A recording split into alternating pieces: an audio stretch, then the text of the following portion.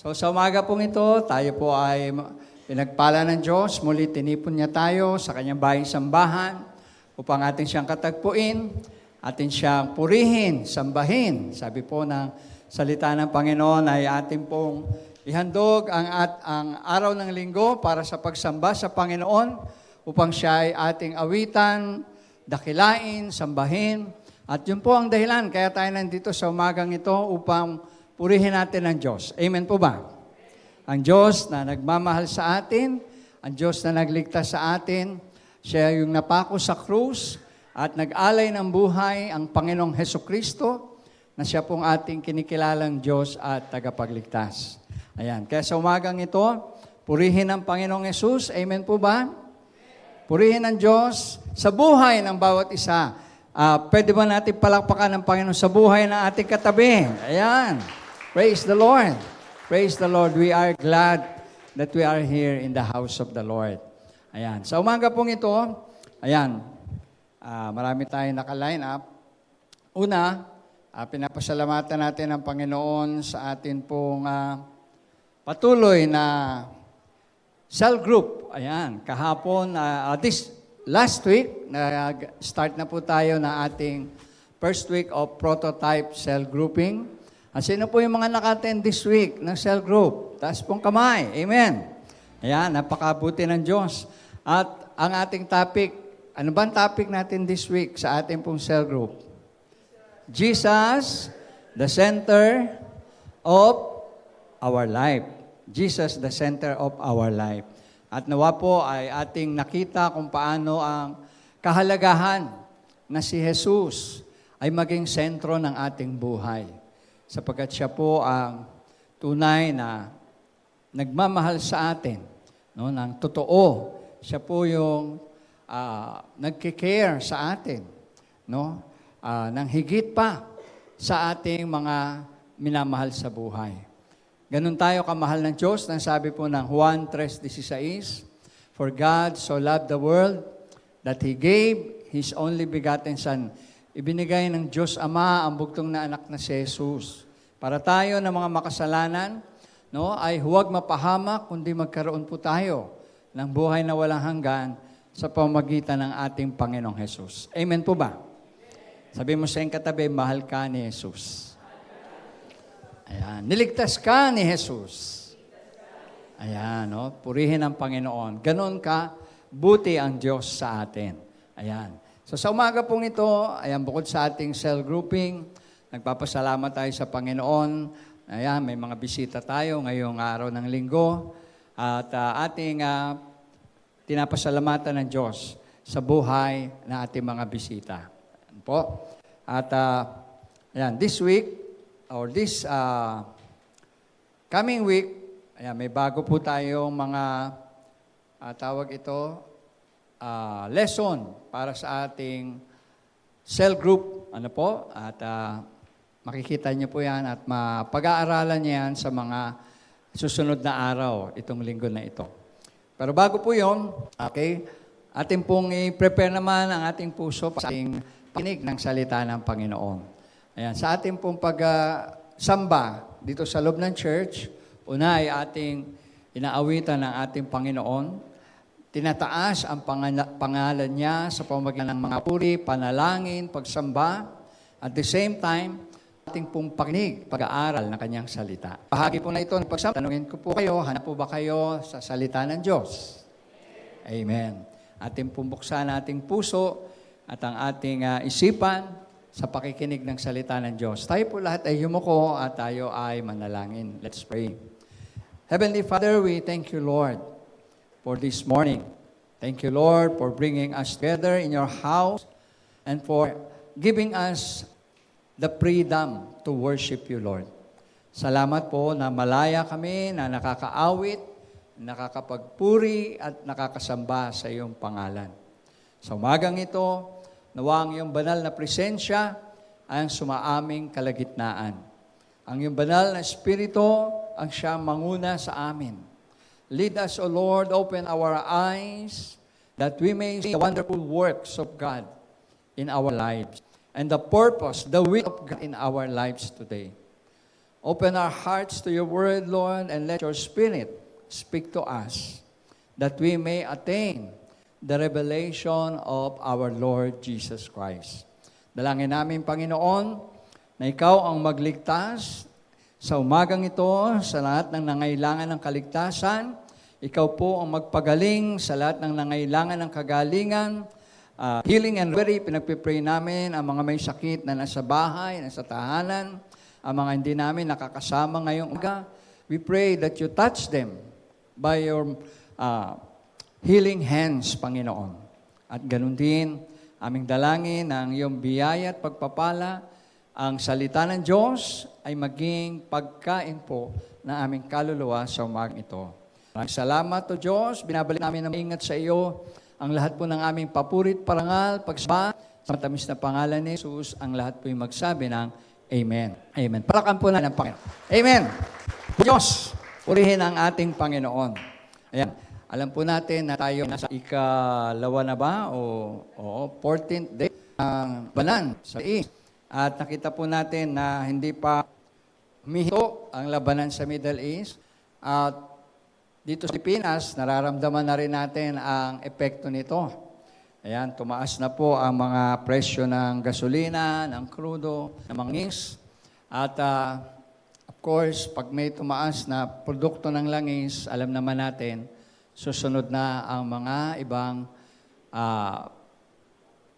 commodities, especially basic commodities. Yan po yung effect niya sa atin. Hindi tayo directly affected ng gera, pero economically, may effect po yan sa ating bansa. At damang-dama na natin, itong nakarang linggo at itong papasok na linggo, sabi magtataas na naman ang presyo ng gasolina. Yung iba nga pong mga kababayan natin nagdadrive ng mga jeepney, umaaray na at nagsasabi na hindi na nila kayang pumasada dahil sa sobrang mahal ng gasolina. No? At syempre, pag tumaas ang gasolina, expected natin sa pangunahing bilihin. Sino po yung mga namamalengke dito? May tumaas na bang presyo sa palengke? Oo, susunod-sunod na po yan. So, yun po yung epekto sa atin. Pero, sabi po ng salita noon, tayong matakot at huwag mag-alala. No? Sapagkat, sinabi ng Panginoon ng mga bahagi na mayari sa hinaharap. Mula po na nagsimula po ang gera 2 weeks ago doon sa Middle East, ay atin pong pinag-aralan kung ano po ang sinasabi ng Bible tungkol dito. Makita natin na yung nakasulat sa Bible, Old Testament at maging New Testament, na mga hula na mangyayari sa panahon, ito po ay nangyayari na, natutupad na dito po sa ating panahon ngayon. Yung pong gera sa Middle East ay katuparan po yan ng mga nakasulat sa Bible. Si Jesus po, nagsabi niya sa Mateo 4, sinasabi po noon, magkakaroon ng gera, magkakaroon ng wars and rumors of wars, global turmoil in the last days. No? At gospel po ni John sa 14:29, bilit po roon na isla ang sentro ng ating pong mga kasagaganap ngayon. Dinescribe po ng Bible na ang Israel ay apple of God's eye. Ibig sabihin, doon po nakasentro ang mata ng Diyos sa bayang Israel. At sa Bible, makikita natin, sinabi sa book Jeremiah 49:34-39, yung pong ginagawa o gawin ng Diyos sa bayan ng Iran. No? Nang araw, ang pangalan po niyan sa Bible ay Elam, and then from Elam, naging Persia, and then from Persia, naging Iran. Na doon po binag-aralan natin na sa 49 ng Jeremiah na nagalit ang Diyos sa bansang Iran. Sapagkat kanila pong inuusik, pinapahirapan ang bayan ng Israel. At makikita rin natin sa book Ezekiel, sa chapter 38, na yung labanan na ito ay hindi matatapos kaagad, kundi meron pang mga kasunod ito. Kaya nga, rumors of wars, sinasabi ng Bible.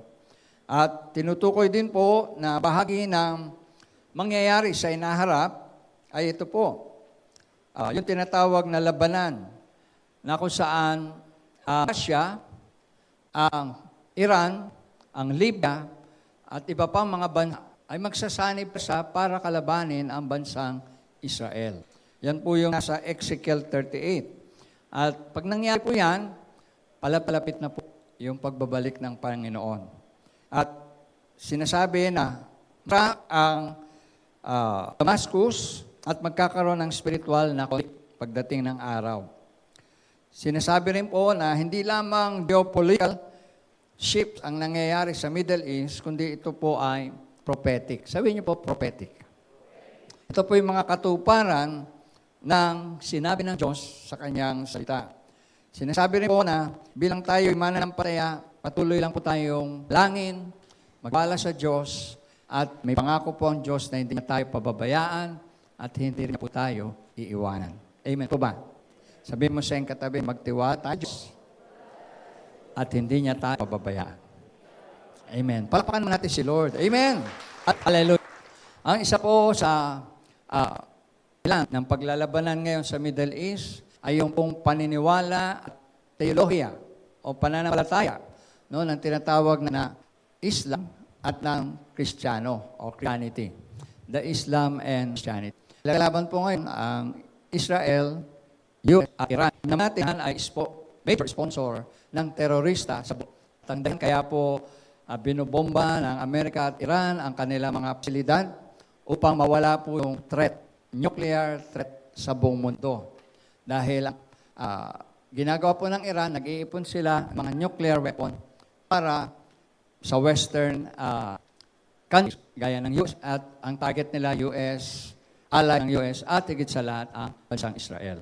Kaya yan po ang nangyayari ngayon. Pero ang naman ng Iran, sabi ko nga nung last Sunday, ano sila? Laban lang sila ng laban. Hindi po sila susuko. Yun ang ano dyan eh. Kahit na sinasabi na ni President Trump na sumuko na sila, hindi po susuko ang mga taga-Iran. Lalaban yan hanggang sa huling sandali. At ang kanila kasing filosofiya, paniniwala, pag sila'y namay, na nakikipaglaban, sila'y po sa langit. Diyan ba kayo? Naisip po ang teorya nila at paniwala nila. Kaya hindi sila takot mamatay, hindi rin sila takot pumatay. At ang matindi rito, naniniwala sila kapag yung kanilang leader, mga leader sa kanilang organisasyon ay namatay, may naghihintay daw pong 7 asawang babae. Andiyan ba kayo? Yun ang kanilang inspirasyon. Kaya kahit na binumba na sila ng mga missile, tinatarget na sila, tuloy lang sila. Palit lang sila ng leader kasi isip nila, pag sila namatay, punta sila na langit at the same time, merong naghihintay na 7 asawang babae. Andiyan ba kayo? Yun ang paniniwala ng mga terorista. Kaya ganyan po ang kanilang ginagawa. Pero of course, alam natin na tayo naman ay naniniwala sa Bible. Amen ba kayo ron? Wala pong tinuturo sa Bible na ang pumapatay, nagre-rape at nang aabuso, gumagawa ay pupunta sa langit. Ang tinuturo po ng Bible, ang mga gumagawa nito ay pupunta sa impyerno. Amen po ba? So, maliwanag po yan. Yun po ang mga nangyayari ngayon. No? Iba-ibang perspective po. At ang mga tao sa mundo, ano yan eh? Halo-halo po ang teorya ngayon ng mga tao. May mga taong pumapanig sa Israel, pumapanig sa US, may mga tao rin pumapanig sa Iran. Lalo na po ang mga Arab countries and Islam countries. So, tayo bilang Pilipino, ako bilang inyong pastor, tinuturo ko po sa inyo na dapat nating pananigan ay ang Israel. No? Israel. Sapagkat sabi ng Bible, ang sinumang kumakampi o nagsaside sa Israel ay kakampi ng Diyos. Andiyan ba kayo? Gusto bang kakampi ang Diyos? Amen. Kampi tayo sa Diyos. Huwag sa kalaban ng Diyos. No? Kaya po. Ngayon, isa sa mga pagkakaiba ng paniniwala ng Islam at ng Kristiyano ay yung paniniwala sa ating Panginoong Hesukristo. Sabihin nyo nga, the belief in Jesus Christ. Ayan. Ang paniniwala, pananampalataya sa Panginoong Jesus. Kaya ngayong umaga, nais kong ihatid ang mensahe na may pinamagatan po na Who do you think Jesus is? Basahin nga po natin sabay-sabay. Who do you think Jesus is? Sino po sa inyong palagay, o ano po sa inyong palagay ang pagkakilala nyo sa ating Panginoong Hesus? Ito kasi, dito nagkakatalo. Kaya may gera ngayon. Yung iba, naniniwala kay Jesus. Yung iba, hindi. Yung iba ay mayroong pananampalataya kay Jesus. Yung iba ay hindi. Kaya nawa po sa ating pag-aaral ngayon, maliwanagan natin, makilala pa natin ng lubusan kung sino si Jesus sa ating buhay. At po sa Matthew 16, verses 13 to 17, ayan po, pwede ba natin siyang basahin? Matthew 16. Ayan po. Okay.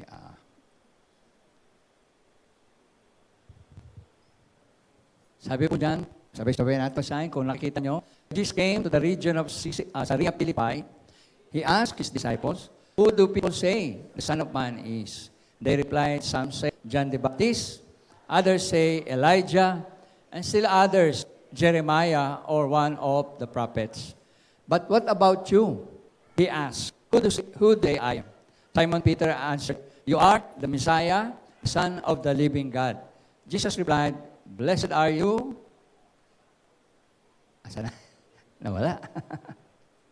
Okay. So, ayun, bumalik. Ayan, sabi niya, "Blessed are you." Ayan.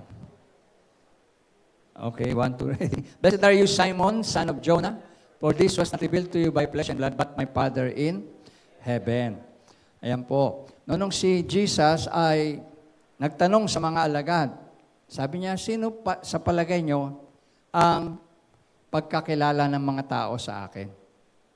Sabi ng iba, "Ikaw daw po, Panginoon, si Juan Bautista." Sabi naman ng iba, "Ikaw daw po, Panginoon, si Elias o si Elijah." At sabi naman ng iba, "Ikaw po, Panginoon, si Jeremiah." At iba pang propeta. Kaya tinanong ni Jesus si Pedro mismo, sabi niya, "Pedro, sino ako sa iyong palagay?" At sumagot po si Pedro na, "Ikaw po ang Messiah, you are the Messiah, the Son of the living God." Ikaw po ang Mesyas, ang Diyos o ang anak ng Diyos na buhay. Tama po yung sagot ni Pedro. Eksakto. Tugmang-tugma kung sino si Jesus. Kaya sabi ni Jesus, "Mapalad ka, Simon, anak ni Jonah, dahil hindi ito pinahayag sa iyo ng laman at dugo, kundi ng aking Ama sa langit." So it is revealed by the Father in heaven, kay Simon Peter. So sino nga po muli si Jesus? Ayon kay Simon Pedro, siya ang Messiah at ang anak ng Diyos na buhay. He is the Messiah, the Son of the living God. Ayan, praise the Lord. Palakpakan naman po natin ang Panginoon. Amen. Ayan.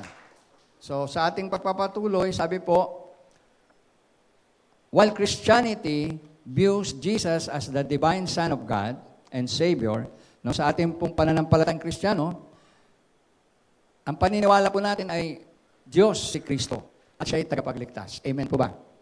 Dito sa ating church, yan po ang ating major doctrine, si Jesus ay Diyos. Sabi niyo nga, si Jesus ay Diyos. No? Siya ay tagapagligtas ng sanlibutan. Yun po ang paniniwala ng Kristyanismo. Pero ibang relihiyon, but the other major religions have a different view. Kaibang-kaiba ang paniniwala ng ibang relihiyon. Number 1, yung tinatawag natin na Islam. No? Sabi diyan, Islam considered him as a major prophet and messenger of, sa kanila tao lang si Jesus, propeta lang. Kaya medyo contradicting po yan sa Bible. Kasi ang tinuturo ng Bible, si Jesus ay Diyos na nagkatawang tao at nagligtas sa ating mga kasalanan. Amen po ba? Ngayon, kung titingnan natin, si Muhammad, no, na siya pong propeta ng Islam, tingnan po nyo ang paghahambing. Si Muhammad ay isang propeta, samantalang si Jesucristo ay anak ng Diyos. Si Muhammad, pinanganak siya sa kasalanan. Si Jesus, ipinanganak ng walang kasalanan. Si Muhammad ay nagdala ng mensahe dahil siya'y propeta, pero si Jesus, siya mismo ang mensahe. Jesus is the message. Si Muhammad, tinuturo niya ang mga tao sa Diyos, pero si Jesus, siya mismo ang Diyos na nagkatawang tao. Ito po ang mga pagkakaiba, no? Si Muhammad died and remains dead. Namatay po siya at hanggang ngayon, patay si Muhammad. Si Jesus, He died and rose again. Namatay po si Jesus, pero sa ikatlong araw, siya ay muling nabuhay. Si Muhammad, nag-o-offer ng law and works. Para maragtas daw ang tao, kailangan sumunod sa utos at gumawa ng mabuti. Si Jesus, para tayo po ay iligtas, inihahandog po niya yung grace. Sabi niyo, grace. Grace and salvation. Siya po ay nag-aalay ng kaligtasan na kung saan ang kailangan lang natin ay sumampalataya sa Kanya. Si Muhammad po, sabing ganon, ay sinusunod ng mga tao. No? Kaya nga, daming mga Muslim ngayon. Pero si Jesus, siya po ay wino-worship ng mga tao bilang Lord and Savior. Nakita niyo po ba ang pagkakaiba? Napakalaking pagkakaiba, di po ba? Kay Muhammad, na siya pong leader ng tinatawag natin na Islam, at si Jesus bilang leader po ng Christianity. Ngayon, sa ibang relihiyon naman po, punta tayo sa Hinduism. Hinduism, ito po ang relihiyon ng India, ng mga Indiano o ng mga Bombay. Ayan. Sino po may mga kilalang Bombay? May nakita na ba kayong Bombay? Dito sa Pilipinas, dito sa Bulihan, sa Cavite. May ikot po sila, may nakasakay sa motor. Diba? At nagpapautang sila ng 5-6. Andiyan ba kayo? Baka iba sa inyo, may utang pang 5-6 sa Bombay. Ano? Ito yung paniniwala nila. Hinduism. No? Hinduism views him as a holy man. Ang tingin po ng mga relihiyon ng Bombay ay holy man si Jesus. An enlightened guru, isa pong tagapagturo o teacher ng kaliwanagan, or a divine avatar. Sabi niyo nga, divine avatar. Okay? Ibig sabihin po niyan ay incarnation of God na nagtuturo ng self-realization. However, sabi po, He is not considered the only Son of God. Hindi lang pala siya yung anak ng Diyos para sa mga Bombay sa Hinduism. Marami ang kanilang tinuturing na Diyos. He is not the only way to salvation. Alam niyo ba na sa India, ang kanilang mga Diyos na sinasamba ay napakarami. Halos 1,000 ang Diyos nila. Sa India, ang baka ay Diyos para sa kanila. Papasin niyo doon na ang mga tao namamatay sa gutom, ang mga tao ay butot balat, pero ang kanilang mga baka ay nagsisitabaan. Hindi nila pinapatay, hindi nila niluluto. Wala silang beef stick doon. Andiyan ba kayo? Wala silang mga karne ng cow. Kasi sa kanila, Diyos yun. Hindi nila ginagalaw. Di ba na sila mamatay sa gutom? Wag lang nilang kainin yung baka. Di ba, ang sarap ng corned beef? Andiyan ba kayo? Ang sarap ng beef steak. Hello, andiyan ba kayo? Kalimutan muna natin yung pagkain. Baka mamaya magutom kayo. Okay, balikan naman natin yung sumunod, yung Buddhism.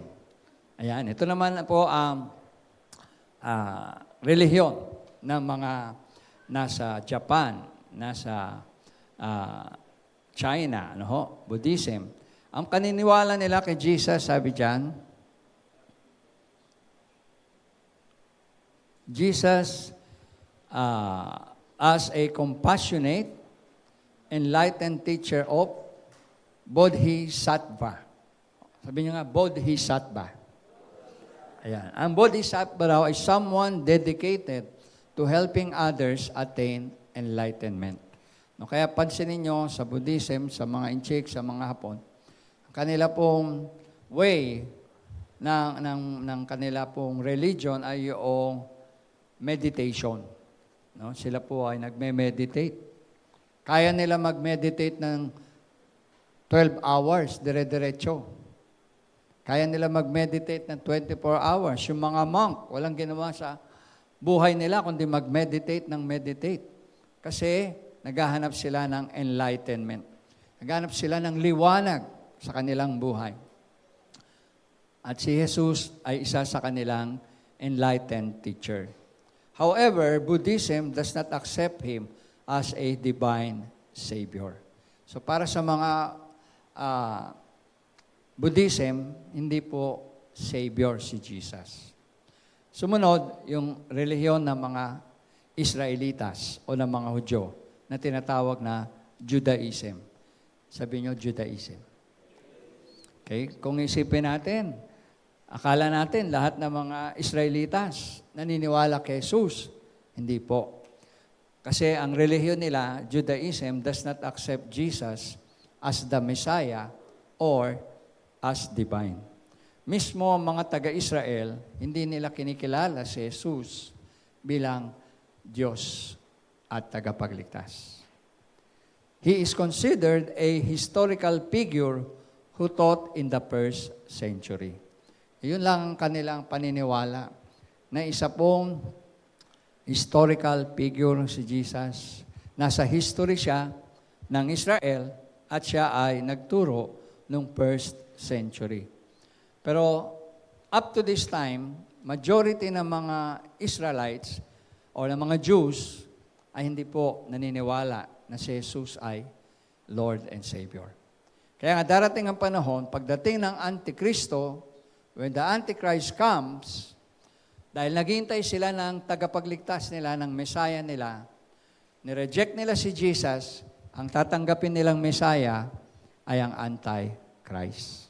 Andiyan pa kayo? Hello? Yun ang kanilang i-accept na Savior nila, si Antichrist. Kasi hindi sila naniwala na si Jesus ang Messiah. Next natin na religion ay yung Jehovah's Witnesses. Yan. Meron tayo dito sa Pilipinas niyan. Amen ba? Sa Jehovah's Witnesses, they do not believe na si Jesus daw is Almighty God. Ang tingin nila kay Jesus, viewing Him instead as the first creation of God. So ang tingin ng mga Jehovah's Witnesses, hindi Diyos si Kristo. Siya ay isa lamang o unang-unang nilikha ng Diyos. At tingin nila si Jesus ang archangel na si Michael. No? So yun yung paniniwala kapag dating sa Jehovah's Witnesses. Next, yung ating pong last na titingnan ay yung Mormons. Meron bang mga Mormons dito sa Pilipinas? Yan po yung nag-iikot na dala-dalawa, misa nakakurbata, nagha-house to house yan. Masisipag po yan magbahay-bahay. Amen ba? Mormons. Ang paniniwala ng Mormons, they believe that Jesus is the firstborn spirit. Sabihin nyo nga, firstborn spirit. Ano, paniniwala nila, panganay na espiritong pinanganak si Jesus of Heavenly Father and Heavenly Mother. Heavenly Father at Heavenly Mother. So, sa kanila, mayroong Diyos Ama, meron ding Diyos Ina. At si Jesus daw yung anak. They also believe Jesus appeared with God, the Father, to Joseph Smith in 1822 to restore primitive church. Unang-una, wala po sa Bible na tinuturo na mayroong Heavenly Mother. Andiyan ba kayo? Ang tinuturo po ng Bible, mayroong God the Father, God the Son, and God the Holy Spirit. Diyos Ama, Diyos Anak, at Diyos Espiritu Santo. Pero wala pong Heavenly Mother o ina ng Diyos sa langit. Andiyan ba kayo? Hello? Tahimik kayo. Andiyan ba kayo? So actually, ito pong ating pinag-aaralan ay bahagi ng doktrina o doctrine of the church. Christian doctrine. Kaya I hope tayo po ay nakapokus, tayo po ay nakikinig ng gusto para ating malaman ang katotohanan. Ano po? So, paniniwala nila sa Mormons, si Jesus daw ay nagpakita kay Joseph Smith noong 1820 para ibuuin ang church. They believe that God was once a man and humans can become God. Ito yung matindi sa paniniwala nila. Na ang Diyos daw ay dating tao. At ang tao naman ngayon ay pwedeng maging Diyos. So, ibang klase yung paniniwala po nila, no? So, yun yung para sa mga Mormons. Ngayon, paano natin nalaman na hindi tama yung mga ganyang paniniwala? Kasi, meron po tayong Bible. Sabi niyo, Bible. Okay? Sino po may mga Bible sa inyo? Taas ang kamay. Dito sa Bible, nakasulat ang salita ng Diyos, ang katotohanan. At sabi nga, pag binasa mo ang Bible, the truth will set you free. Palalayain ka ng Bible sa lahat ng kasinungalingan, sa lahat ng maling aral, at ikaw ay magiging bukas ang isip at puso sa katotohanan ng Diyos. Kaya importante po yung pagbabasa ng Bible. Amen po ba? Importante po yung ginagawa natin sa cell group, pinag-aaralan natin ang salita ng Diyos. Sabi nga, Jesus is the center of our life. Amen po ba? Okay.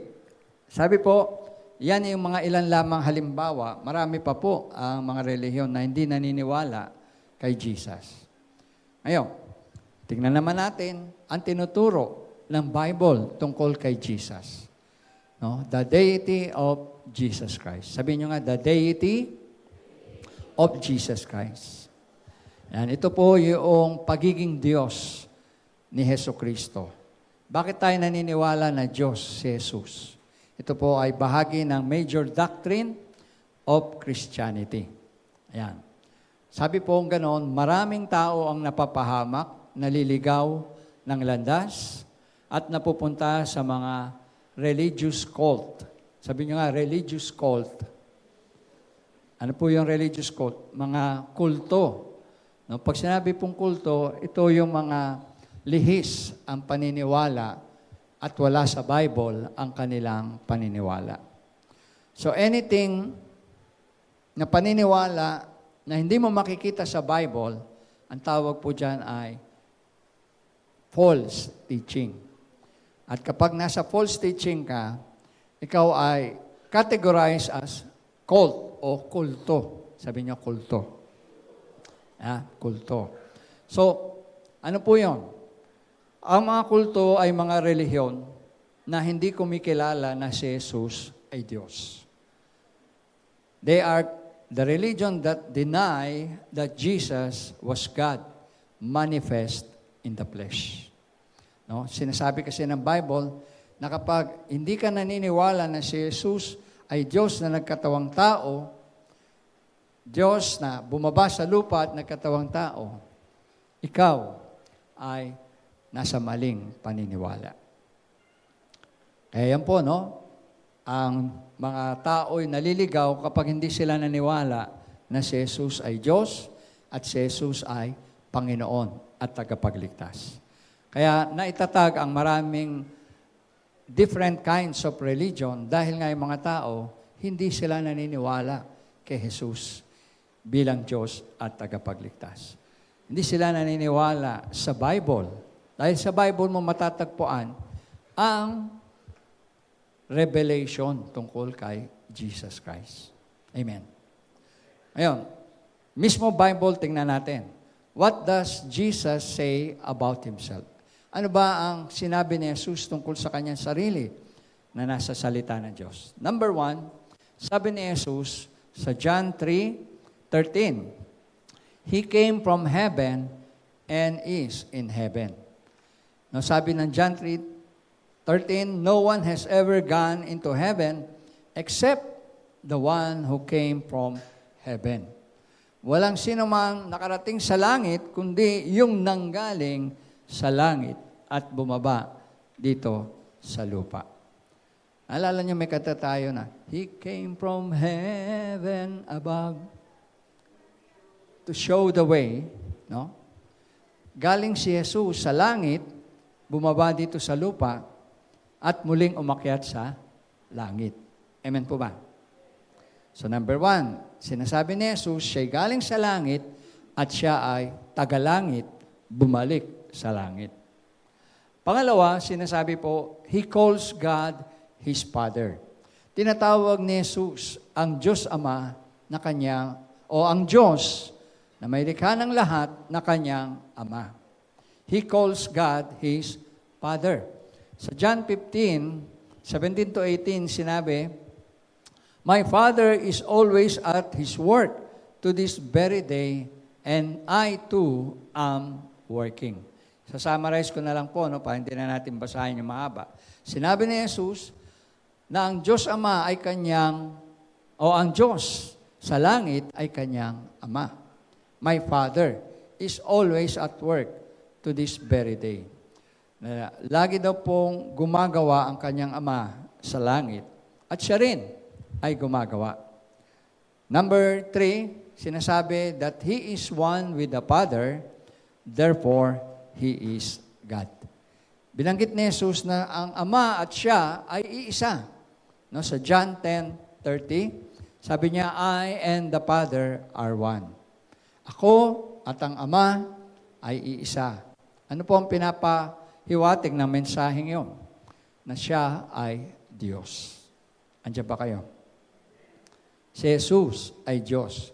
Ang Ama at siya ay iisa sa pagka-Diyos. Pareho sila na Diyos. Na po? Ika-4, to see and know Him is to see and know the Father. No? Sinasabi po kapag nakita siya ng kanyang mga alagad, parang nakita na rin nila ang Diyos Ama sa langit. At kung nakilala siya ng mga alagad, they know Him, they also know the Father in heaven.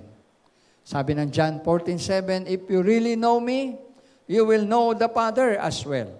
From now on, you do know Him and have seen Him. Si Jesus ang kapahayagan ng Diyos Ama dito sa lupa. Kaya sabi niya, ang nakakita sa akin ay nakakita na rin sa Ama sa langit. Mapalad yung mga alagad. Amen. Literally, nakita nila si Jesus. Nakasama nila si Jesus. Nakadaupang palad nila si Jesus. Mapalad sila. Pero sabi ng Bible, mas mapalad ang mga taong hindi pa nakakita kay Jesus, pero sumasampalataya sa Kanya. Andiyan ba kayo? Pwede ba natin palakpakan ng Panginoon? Kasi tayo yun. Andiyan ba kayo? Tayo'y sumasampalataya kay Jesus.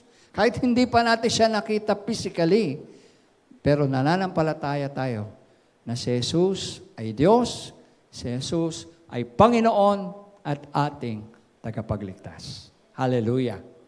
No? Sumunod, sinabi po ni Jesus, He uses the title I am. Ginagamit ni Jesus ang titulo ng Diyos na I am. Sa John 18:5-8, nung sinabi ni Jesus that I am He, ako si ako nga. Ako si ako nga. This is what you are to say to the Israelites. Sa book naman ng Old Testament, sa Exodus 3:14, ito rin ang sinabi ng Diyos kay Moses.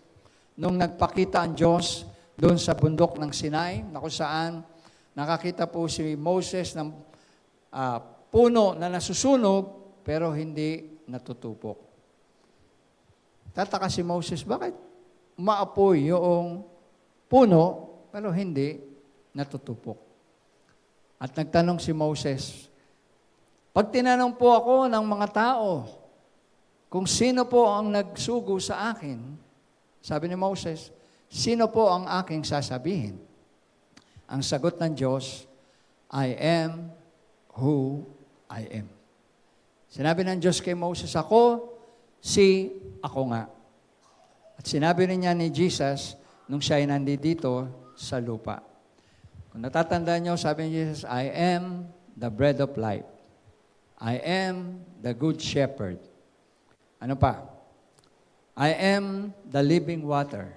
Ginamit ng Panginoong Yesus ang title o God's title na I am sapagkat siya ay Diyos. Andiyan ba kayo? Ayan. Isa pa na patunay na siya ay Diyos, sabi po dyan, He talks of His existence before Abraham. Sinabi niya po sa John 5:88, tunay kong sinasabi sa inyo, bago pa si Abraham pinanganak, ako nga. No, before Abraham was born, I am. Nauna pa siya na nag-exist kaysa kay Abraham. Alam niyo ba kung gaano kalayo ang pagitan ni Abraham sa Panginoong Jesus bago siya pinanganak? Dito sa lupa, libo-libong taon po yan, pagitan. Pero claim ni Jesus, na bago pa ipanganak si Abraham, nandun na siya, nauna na siya. Amen po ba? Bakit? Kasi siya ay Diyos. Siya ay Diyos. And then, sabi po ng kasunod, Jesus claims to be King and final judge. No? Sinasabi ni Jesus na siya ang hari at hukom sa huling panahon. Matthew 25:34, sabi po, then the king will say to those on his right, come, you who are blessed by my Father, take your inheritance, the kingdom prepared for you since the creation of the world. Siya yung hari at siya rin yung hukom, judge sa huling panahon. And then sumunod po, He claims all power in heaven and on earth. Sinabi ni Jesus diyan po sa Matthew 28:18, nang sabi niya, all authority in heaven and on earth has been given to me. Sinabi po niya sa mga alagad, bago niya inutusan ng mga alagad, na humayo kayo at ipahayag ang mabuting balita ng kaligtasan. Lahat daw po ng kapangyarihan sa langit at dito sa lupa ay ibinigay sa Kanya. All power in heaven and on earth ay nakay Jesus. Andiyan ba kayo? Amen? Ngayon, tignan naman natin, what do others say about Jesus? Yung binanggit po natin, yung claim ni Jesus tungkol sa sarili niya, kung sino siya. Ngayon, tingnan natin kung ano ang sabi ng iba tungkol kay Jesus. Number 1, si Paul. No, si Paul po ay sumulat, na sabi niya sa Romans 9 verse 5, Christ who is God over all. Si Kristo raw ang Diyos sa lahat-lahat. Diyos ng lahat. Sabi po, theirs are the patriarchs, and from them is traced the human ancestry of the Messiah. Messiah pointing to Jesus, who is God over all, forever praised. Amen. Si Paul po, o si Pablo, Saint Paul, naniniwala na si Christ, si Jesus, ang Diyos ng lahat. Sabihin nga natin, Diyos ng lahat. He is the God over all. Then sumunod, sabi po, dinescribe po siya ni John, sa book of John, as eternal, the Creator, and He was God. Si Jesus po ang walang hanggan, ang manlilikha, at siya ang Diyos. Sa John 1:1-5, in the beginning was the Word, sabi po, and the Word was with God, and the Word was God. He was with God in the beginning. Through Him all things were made. Without Him nothing was made that has been made. In Him was life, and that life was the light of all mankind. The light shines in darkness, and the darkness has not overcome him. Pag tinignan po natin itong verse na ito po yung nagpapaliwanag ng pagiging Diyos ni Kristo.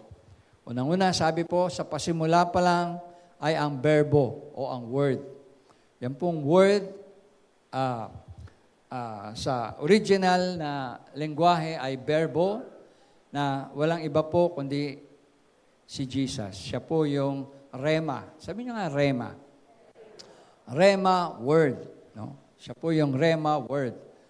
And the word was with God. Kasama niya ang Diyos.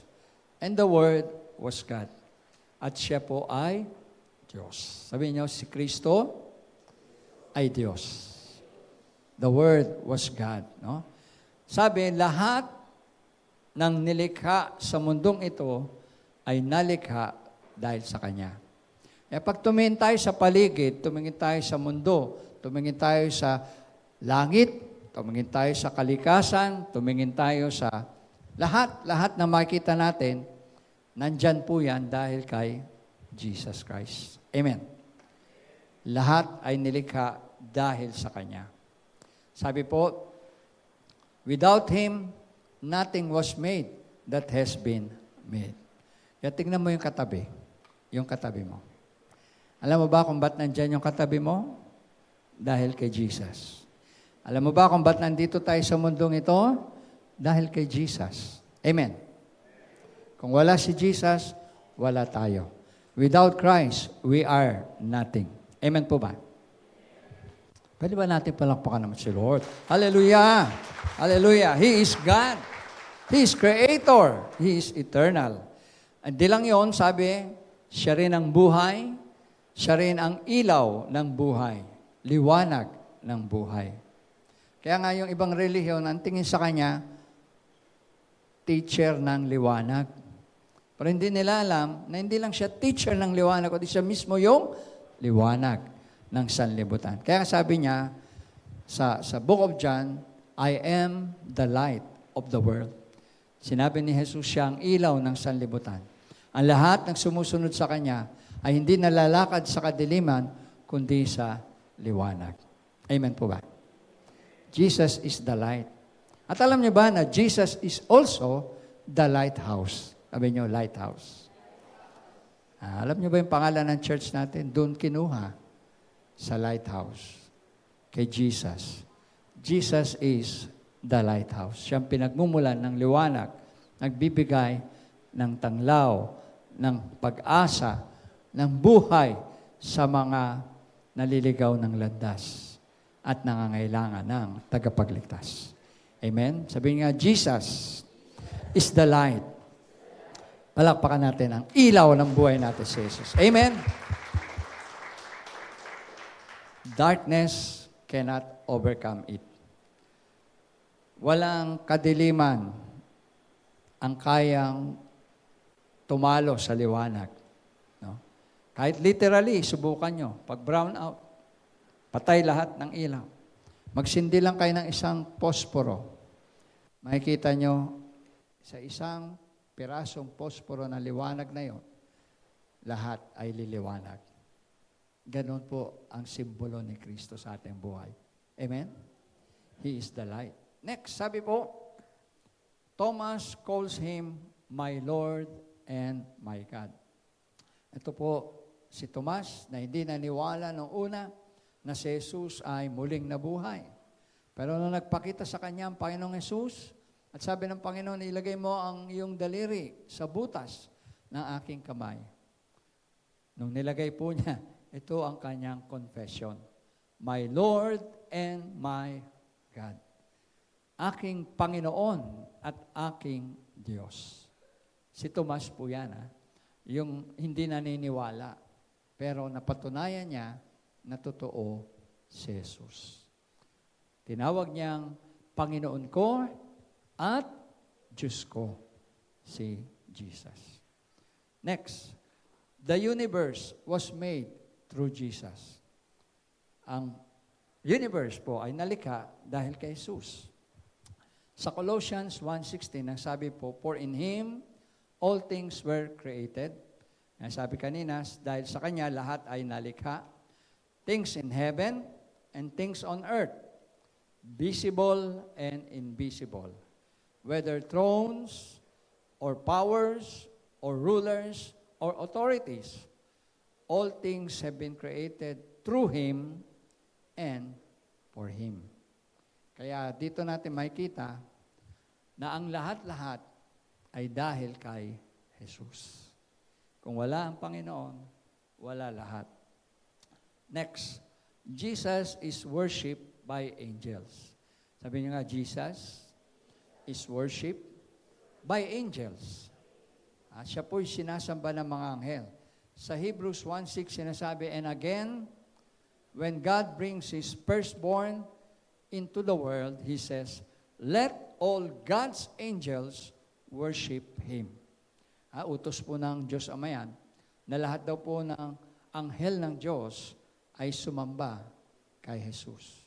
Kung ang anghel sumasamba kay Jesus, ano ang pinapakita nito? Siya ay Diyos. Amen po ba? Hindi po sasambahin ng anghel si Jesus kung hindi siya Diyos. At yan ay patunay na si Jesus ay Diyos. And then next, sabi po, He is superior to angels. Ayan, mas mataas ang Panginoong Jesus kaysa mga anghel. Sa Hebrews 1:4 sabi, so He became as much superior to the angels as the name He has inherited is superior to their names. Andaan niyo, mga anghel po, may mga pangalan yan. Pero mas mataas at mas makapangyarihan ang pangalan ni Jesus sa lahat ng anghel. Sino pong kilala niyo ang anghel sa Bible? Si Angel Gabriel, si Angel Michael. No? Yan po yung mga powerful angel yan.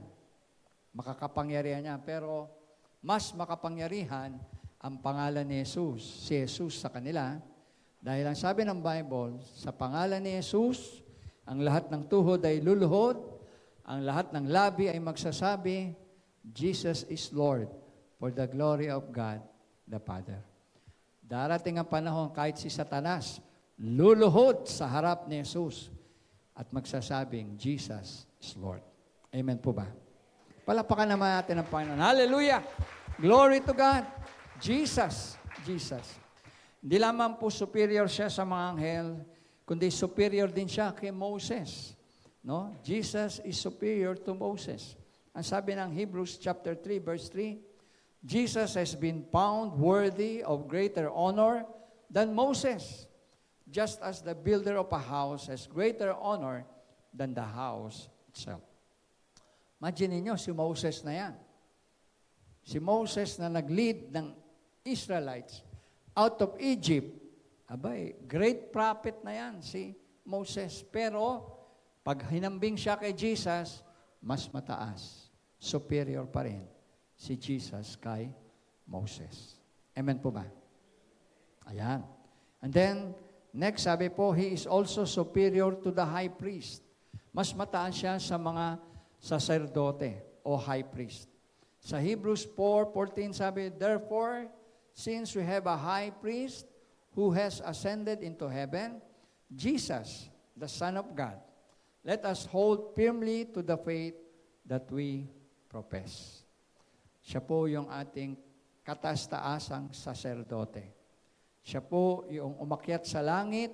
Sabi ko nga, Jesus as the Son of God, every day, pinapanalangin po tayo ni Jesus doon sa langit.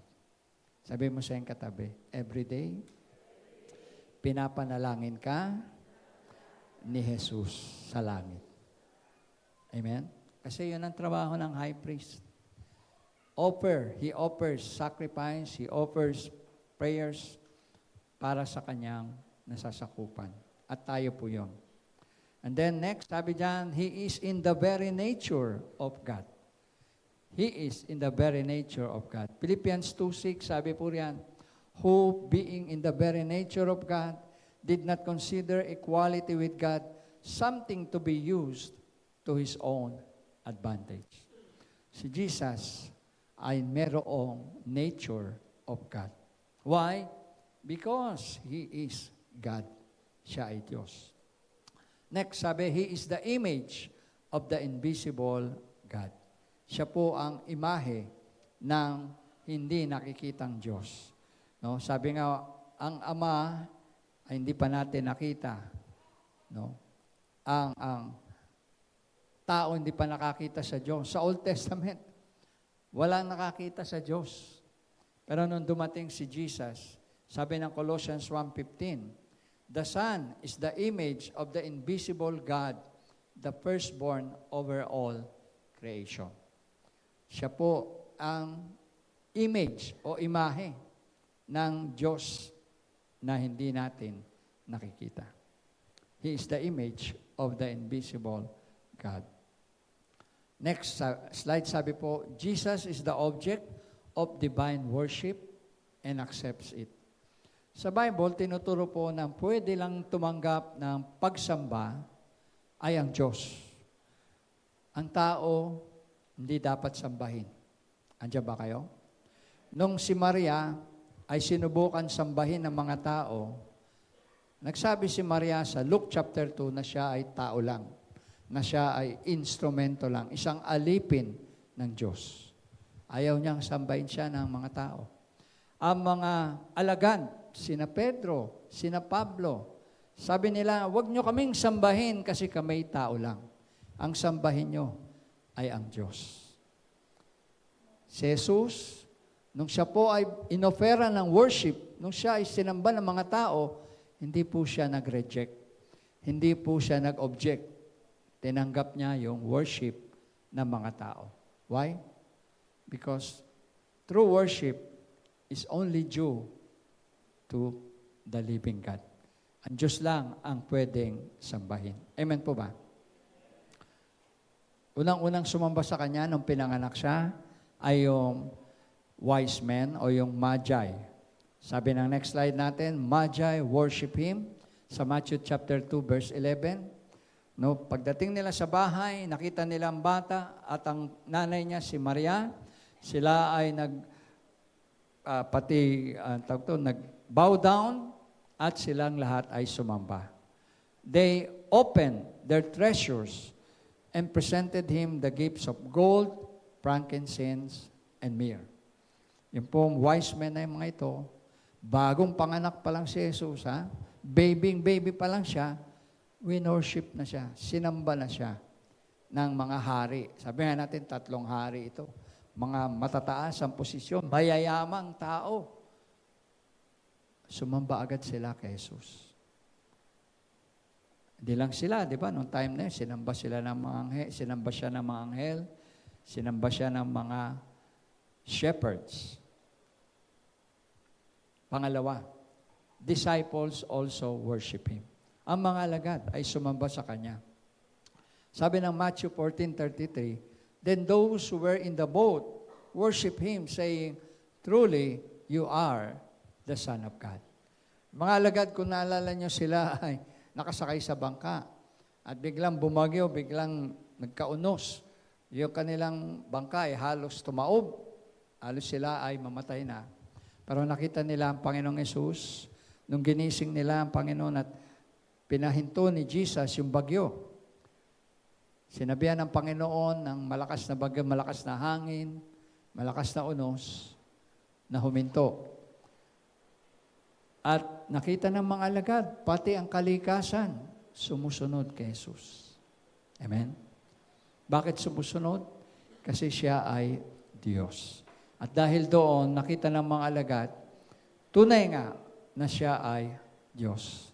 Truly, sabi nila, you are the Son of God. Ikaw ang anak ng Diyos. Yung pong Canaanite woman, worship Him. No? Isa pong paganong babae, hindi mananampalataya, pero sumamba sa Kanya sa Matthew 15:25. Ang sabi, the woman came and knelt down before Him at sabi, Lord, help me, she said. Kahit hindi Hudyo, sumasamba sa Panginoon. Kahit hindi kalahi, sumasamba sa Panginoon. In fact, tayo ay hindi mga Hudyo. Amen ba kayo? Tayo po yung mga Gentiles. Pero tayong lahat ay sumasamba kay Jesus Christ. Amen po ba? Palakpakan naman natin ang Panginoong Jesus. Hallelujah! Hallelujah! Hallelujah! Yung mga pinagaling po niya, meron siyang pinagaling. The healed man worship Him. Sa John 9:38, ang sabi nung pinagaling ni Jesus, Lord, I believe. And he worship Him. Naniniwala ako. Tinanong siya, naniniwala ka ba na ako ang anak ng Diyos o anak ng tao? Sabi nung tao, yes, Lord, I believe. And then, dalawang Maria, two Marys worship Him sa Matthew 28 verse 9. Nung muli na pong nabuhay si Jesus niya.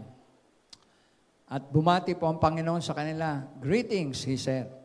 And they came to Him, clasped His feet, and worship Him. Sila po ay, nung nakilala nila na si Jesus pala yung kausap nila, sila ay nag-worship kay Jesus. Disciples worship Him after the ascension. Sabi na Luke 24 verse 52, and they worship Him and returned to Jerusalem with great joy. Nung nakita nila si Jesus ay muling nabuhay, sinamba nila si Jesus at sila'y bumalik sa Jerusalem. Masayang-masaya ang kanilang mga puso. The angels of God worship Him, sabi ng Hebrews 1:6. And again, when God brings His firstborn into the world, He says, let all God's angels worship Him. Mga anghel. And last, yung pong sinasabi sa Revelation chapter 5 verse 8, the 4 living creatures and the 24 elders worship Him. No, sabi ng Revelations 5:8, and when He had taken it, the 4 living creatures and the 24 elders fell down before the Lamb. Each one had a harp, and they were holding golden bowls full of incense, which are the prayers of God's people. Ito pong 4 na living creatures at elders, 24 elders. Sa Revelation na po yan, huling aklat ng Bible. Makikita natin, lahat sila ay nag-bow down at sumamba kay Jesus. Si Jesus, ang Lamb of God who takes away the sins of the world.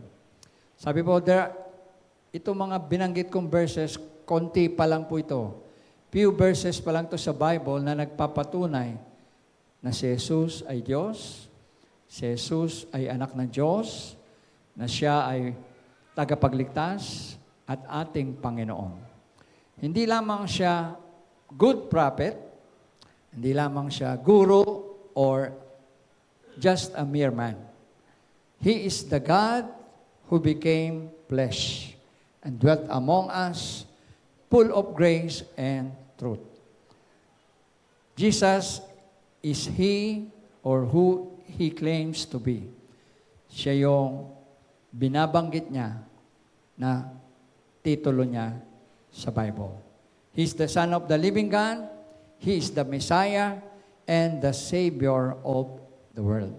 Tagapagligtas ng buong sanlibutan. Kaya mga kapatid, we can put our faith and trust in Him. Pwede nating ilagak ang ating pananampalataya at tiwala sa ating Panginoong Jesus. Sabi po ng Bible sa John 14:6, Jesus is the way, the truth, and the life.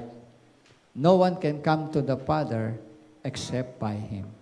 Siya ang daan, ang katotohanan, at ang buhay. Walang makakaparoon sa Ama, kundi sa pamagitan niya. Siya po, or He is the only one who can save you from your sin and death.